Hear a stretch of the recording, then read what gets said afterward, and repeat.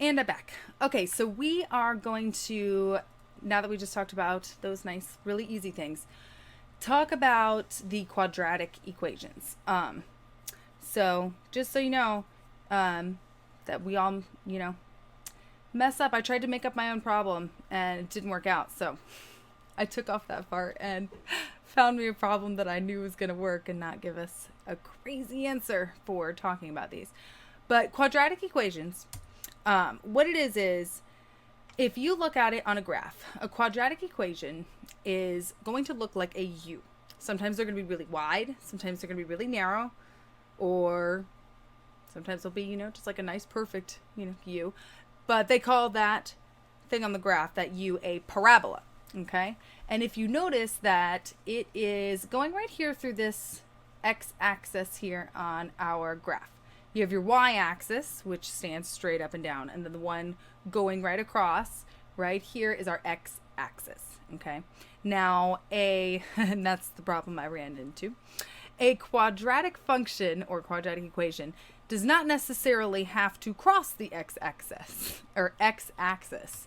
But that is a whole territory that I'm not sure if you've entered. So I had to find me a problem that was going to make sure to cross it. But with these quadratic functions and equations, they can be facing up and down depending on what number is in front, if it is positive or negative, or they'll be facing this way, or they'll be facing this way. So what you're solving for, there's the difference between the word quadratic equation and then the quadratic function. The quadratic function is the actual graph right here of, this equation right here. So the equation is the letters and numbers, that you are writing down and solving for x. That is our quadratic equation. And the quadratic function is actually what is graphed on our graph. So there's a lot of different ways to solve these. I don't know if you've entered them or not. So if you have entered some of these methods of solving, then awesome. I can review them with you. If not, then I can either, if you want to know about them, I can teach them to you. Or, the one thing that I did want to go over is the quadratic formula, because I see that it is on your SOL formula sheet. So I know 100% that you are working on that in your virtual learning. So we're not going to talk about all these other crazy business here, but they are really cool because they're way easier ways to solve them. But quadratic formula is awesome because you can use it to solve a lot of quadratic equations. But it is a tiny bit tricky because you have to have your your equation set up in a certain form. They call it, quadratic form or standard form. Okay, and that right here is this ax squared plus bx plus c equals 0. It has to be set up like that. If your problem is not set up like that, you cannot use the quadratic formula. You will end up having to use something else, or you're going to have to move things around to set it up that way, something. But that's the only way you can use the quadratic formula. Otherwise, you have to either use one of these other methods, like solving it, using square roots or zero product rule, completing squares, all those fun businesses, or fix your problem to make it look like standard form so that you can use the quadratic formula. That's the biggest thing. And I think that's where some people get confused, is because they'll try to use quadratic formula on something maybe that, you can't use it on, or it's not set up correctly in that standard form, and it'll give them a funky answer. So just remember that it must be in that form. You cannot have any number on the side of this equal sign. It must be equal to 0. And there's a couple of little things that I'll point out to you in my example, but that's one of the biggest things. So the example that I have found and now made sure that we're going to have an answer that doesn't give us imaginary numbers, is 5x. Let me get that squared. Come here, 2. You need to be a squared. You need to get a little tiny little 2. 5x squared plus 6x plus 1 equals 0. This equation is set up in standard form for the quadratic formula. That's awesome.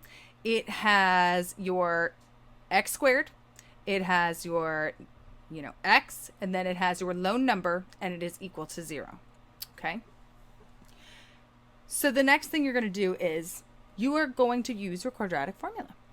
So the fun thing is a lot of times is that you have to memorize this quadratic formula. You are not offered a formula sheet for you to copy it off of. And I'm not sure if you were taught this way or if it's just some lame old people thing that we've got going on. But when I learned quadratic formula, we learned it by singing it. So that's really fun. And I'm going to embarrass myself and go ahead and sing it. And it's funny because I still do it to this day. If I am doing quadratic functions and I end up using quadratic formula for, whichever reason, as I'm writing it, I'm singing it in my head because it's just the way that it was shown to me. And it just, as soon as I see it, I'm like already singing it if I see it somewhere. And I repeat it too because when we were taught, oh, hold on. There we go. One of my things was done. Hold on. I want to make it stop. That was the one I had to trim when I got my imaginary number. So I'm just going to put these together. Anyways, so when I sing it, I repeat it as if the teacher's saying it and then the students are saying it because it just, in my mind, it goes that way. So you can either just sing it all the way through or you can do it the way that I am, where repeat after me. Negative b plus or minus square root b squared minus 4ac all over 2a. And that's how we do it. But when I actually write it down, I actually say it twice. And I write it down and I go, negative b, plus or minus square root, plus or minus square root. And I write the whole thing down. But that's how I learned it, was singing it. I think it's a great way because I've never forgotten it. But whatever way works for you, if just writing it down 1,000 times is going to work to memorize it, then that's awesome. That works too. Or you can sing it like super cool me. So this is our quadratic formula. And it is super easy to use because all you're going to do is you are going to plug numbers into that formula. Okay. So what I'm going to do is I'm just going to actually copy this box here because I want to keep the formula right there so we can see it. Now I'm going to start plugging numbers in. So when I do my own math, and I can just show you super quickly on this piece of paper, but I'm not going to do it on the screen. I just want to show you, though, that when I do my math, I will plus minus square root b squared minus 4ac all over 2a. I write down every step. I don't skip ahead, even if I have to keep on rewriting things, which will also help you remember your formulas. Even if I have to keep rewriting things, I will continue to keep on rewriting it as I plug one thing in at a time. So that way I'm sure I don't miss anything. It's different when I'm on a computer right now because, I can see it really, really well. But, like, when you're with a pencil and you're just trying to, like, eyeball it and fill it in like that, like, you're going to miss something. So just keep rewriting it. So I just wrote down my quadratic formula, and I have my problem up here, this 5x squared plus 6x plus 1. And you can see my arrows pointing down. It shows you which ones are these letters in this crazy business down here. So A, for this problem, is going to be 5. B, every time you see a B, is going to be 6. Every time you see a C, it's going to be 1. Okay? And that's how your problem is set up like that. So when I write it, I'm going to do, negative b, where's my b, is 6. Okay, so 6 plus or minus square root, and I will write it again, b squared minus 4ac all over 2a. And now I will fill in my next portion. Okay, plus or minus square root. Okay, I've got a b again, so we have, check my b, is 6 squared minus 4ac all over 2a. X equals 6 plus or minus square root 6 squared minus 4a. I'll go ahead and do a and c. 5, 1, a and c all over 2, and there we go, we have a. But see how I tried to make sure that I track? Like, even though I'm writing it down over and over and over and over and over again, I'm trying to make sure that I track, that I don't end up missing any numbers or I'm not filling any numbers in the wrong way. So let's get them on the screen now. So let's see, what's B? We've got 6 for B. So let's get B in here. 6. Plus or minus, let's get B again. We've got 6. Let's get C. A. We've got 5. And let's put that in parentheses so we know that we are multiplying that. All right, and now let's get C in here. 1. Man, do we really need to put that in there? Yeah, we do. And now let's get A. A is 5. So now we have filled in all of the missing portions for our quadratic formula. Now we can begin to solve it. Okay, I'm going to pause my phone and bring it right back. Pause my phone and bring it right back. Oh, or my phone's just going to die. I think it died. Well, you might not get a video along with that. Why did that do that? My phone turned off. Did you see that? Anyways, I don't know. My phone just turned off. I'll bring it back up in a little bit. So now we're going to start solving. Now when we're solving, the first thing that we're going to do is we are going to solve what's inside this square root here. Okay, so let me copy this so we can start solving. We're going to solve inside the square root first. I wonder why my phone turned off like that. Let me see if I can. I wonder if it even saved that video that I did. That's so strange. It sure did not. After all of that. Wow. Alright. Let me get my phone back on here. I wonder why it turned off. This is old people problems. Alright. So, we're going to solve everything inside of this square root first. We're going to leave this alone because, I mean, there's nothing really to do with it, this -6. We're just going to leave it there. And now we're going to figure out all the stuff in here. So 6 squared. I mean, that's easy to go ahead and solve first. So 6 squared. We've got 6 squared, or 6 times 6 is 36. Okay. So 6 squared is 36. Now, this is where you need to remember your please excuse my dear Aunt Sally. Okay? Because you are not going to do 36 minus 4. Because please excuse my dear Aunt Sally. And this is where people, I think, get confused when you see all those things on Facebook where people are like, solve this equation, can you do it? And they don't remember please excuse my dear Aunt Sally, or they don't understand how it works.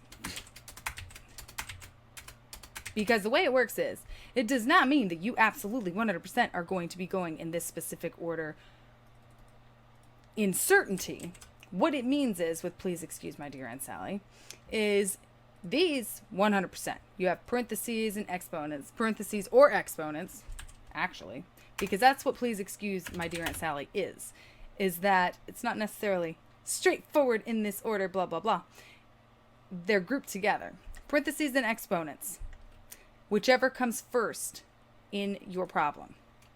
Multiplying or dividing, whatever comes, make that bigger, whatever comes first in your problem. Addition or subtraction, whatever comes first in your problem. Not going across here and then, you say you had a problem and some subtraction had come first before some addition, that you're going to go around that and go do that addition because it says, please excuse my dear Aunt Sally. It's addition or subtraction, multiplying or dividing. But you must do these two things before you can do these two things. You must do these two things before you can do these two things. You can't skip around, but it's not putting you, in a frenzy where you absolutely are following that addition and subtraction, addition and then subtraction. Even if I have to go all the way to the end of the problem, you're going to get a wrong answer. It's addition or subtraction, multiplying or dividing, parentheses or exponents, or parentheses and exponents, however you want to say it. It's just whichever comes first in your problem. The things that matter in their order is that this one comes first, Okay, we'll make this one blue. And then this one comes next in green, multiplying or dividing. And then addition and subtraction comes after that. I'll make that in purple. You can't do any of this, you know, addition and subtraction before you do all the stuff you've got in parentheses, if that makes sense. So we will not do 36 minus 4. We have to do all this multiplication first. 4 times 5 times 1. 4 times 5 times 1. And let me double check my problem and make sure that I'm good. 5x plus 6x plus 1. 5x plus 6x. Yep, okay. I'm good. I want to mess up again. So we're going to do 4 times 5 times 1. And I'm definitely totally using calculator for 4 times 5, just so you know, just to make sure. Because I already messed up once. I'm not going to mess up again. 4 times 5 times 1 is 20. So let's go ahead and change that. Okay, right here. So,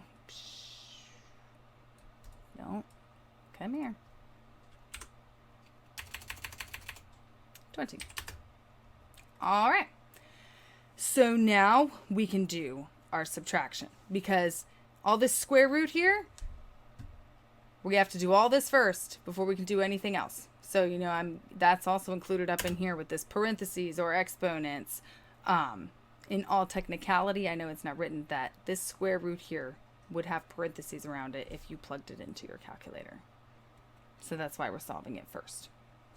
36 minus 20. What's 36 minus 20? You gonna beat me? 16. 36 minus 20 is 16. So, 16. All right. We have really broken this down a lot now, haven't we? So we have negative 6 plus or minus square root of 16 all over 2a, or 2 times 5. Let's go ahead and do that 2 times 5. I'm going to do it. I'm putting it in the calculator. Look, I almost put 2 times 10 because I know 2 times 5 is 10. That's why I don't even need to be using this calculator. All right. So we know that's 10. All right. We're just going to continue breaking this down and doing what we can where we can. So negative 6 plus or minus square root of 16 over 10. All right. Square root of 16. That we can find. You are not going to get an imaginary number with that, because the square root of 16 is 4. So let's go ahead and plug that in. And I'm going to completely get rid of this square root here. 4. Okay, square root of 16 is 4. So now I am left with negative 6 plus or minus 4 all over 10. Now, what we're going to do is this plus or minus here, the reason that we have that, I'm going to make it red, and I'm going to highlight it. The reason we have that plus or minus there is because you have 2 answers. If you looked at this parabola here, you have 2 answers because it crosses the x-axis 2 times. So what you're going to do is you're going to set your problem up both ways. You're going to do plus and you're going to do minus. So let's take this and copy it. Let's put one over here. And let's put one over here. All right, we'll make this one plus. And we'll make this one minus. Plus or minus. Okay? That's why you have the plus or minus, because you have 2 answers. And you're going to solve for both of those options, plus or minus. So let's see. Negative 6 plus 4. Negative 6 plus 4. Negative 2 divided by 10, okay, is negative 0.2. So your answer on this one, x equals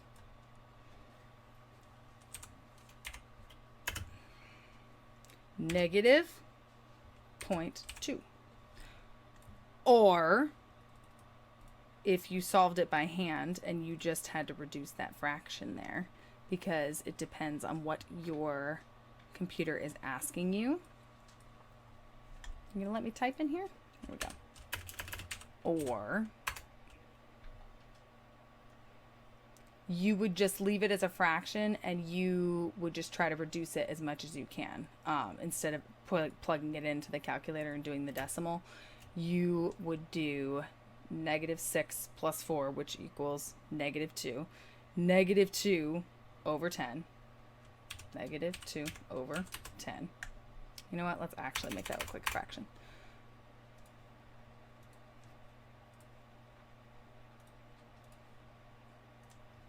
-2 over 10. Now I see that I can reduce that because 10 can be divided by 2, right? It can. Whoa. Undo. Come here. So I'm going to reduce that. And reducing fractions, what you're going to do is you're going to look at this top number here and see if you can divide your denominator by that number, or, you know, keep going if you're not sure in the top of your head. And if you can get, you know, an exact absolute answer, you know, you're reducing your fraction down as much as you can. So 10 divided by 2, 5. Okay, so I know I can do that, but you have to divide both sides, or both top and bottom, numerator and denominator, by that number. So divided by 2, divided by 2. So 2 divided by 2 is 1.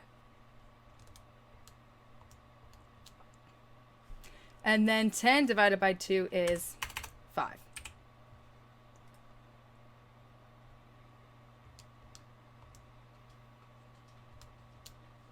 Okay. Get it. Are you gonna let me type, or let me see here? Okay. X equals.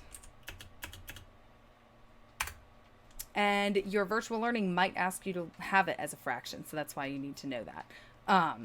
Or it might ask you for a decimal rounded to nearest whichever, because it actually might have you using a calculator so that you can do that fraction. But your answer is x equals -0.2, or x equals -1 over 5. If you put 1 divided by 5 in your calculator, it's going to give you 0.2. So there is our option here for answer. And then we have to do this side where we did, instead of -6 plus 4, now we're going to do -6 minus 4. Okay, so -6 minus 4. -10. -10.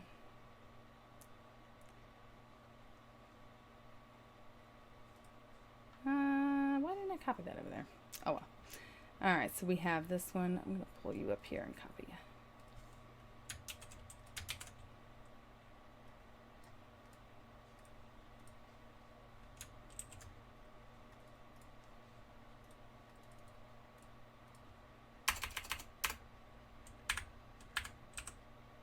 -10. So -10 divided by 10. What's that going to be? Oh, look at that. -1. All right, x equals -1.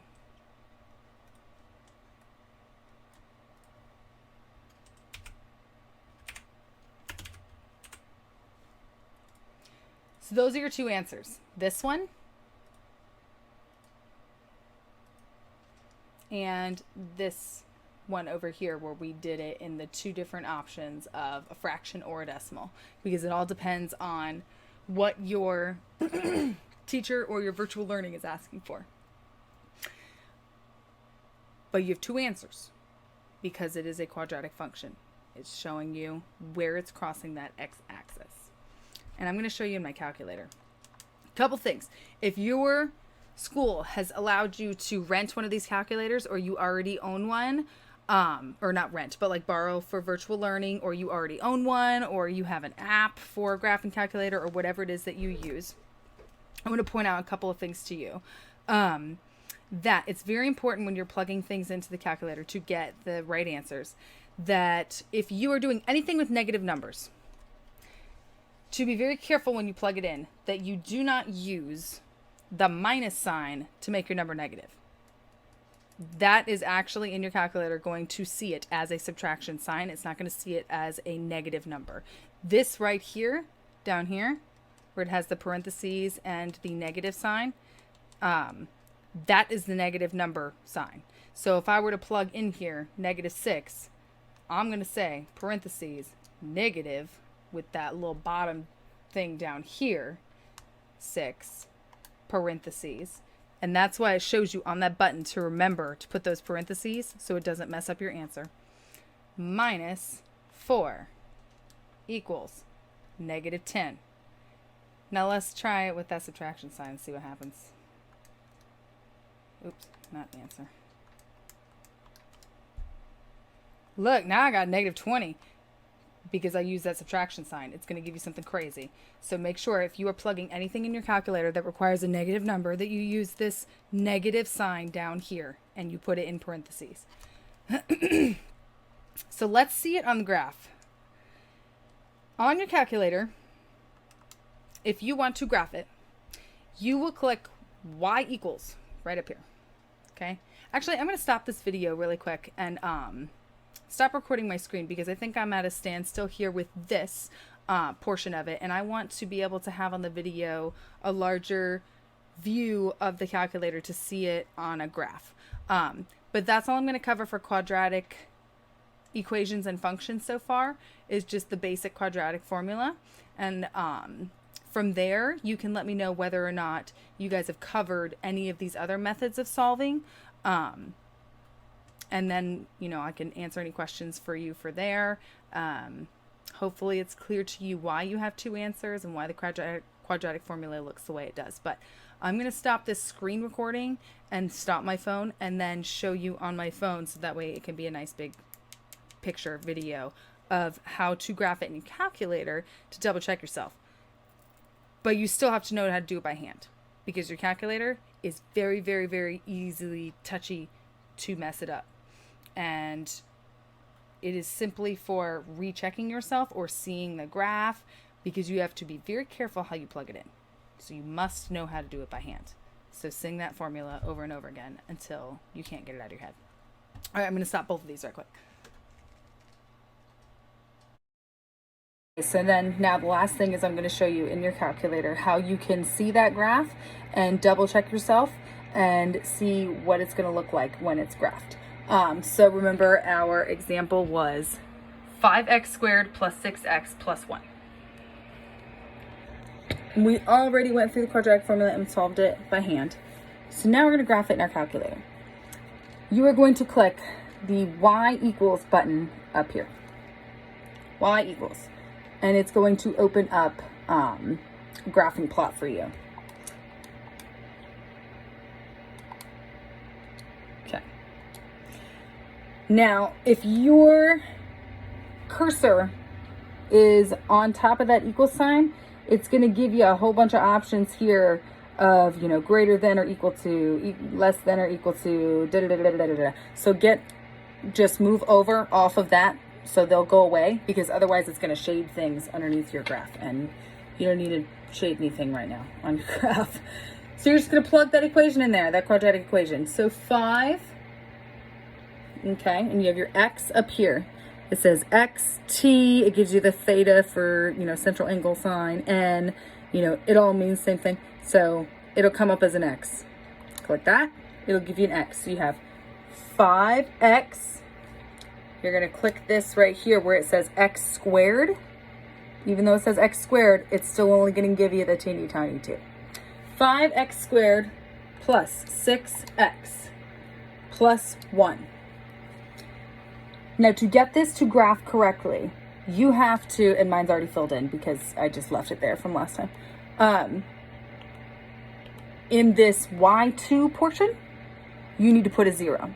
So you'd move down and put a 0 underneath it. Okay, you need that 0. And then you're going to go all the way over on the other side from this y equals and click graph. And it's going to pull up a graph, and then you're going to see it thinking, and it is going to plot that quadratic function for you on there. It's so cool. Isn't that so cool? It's so cool.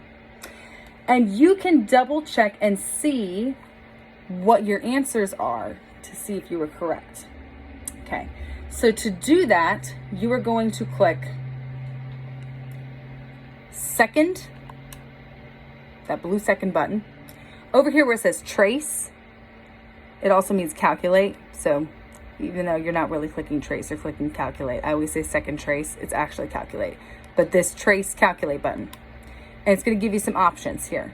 And you need to go to the number 5. You can either press the number 5 or you can scroll down to it to that intersect, because it's going to tell you where your parabola is intersecting on the x-axis.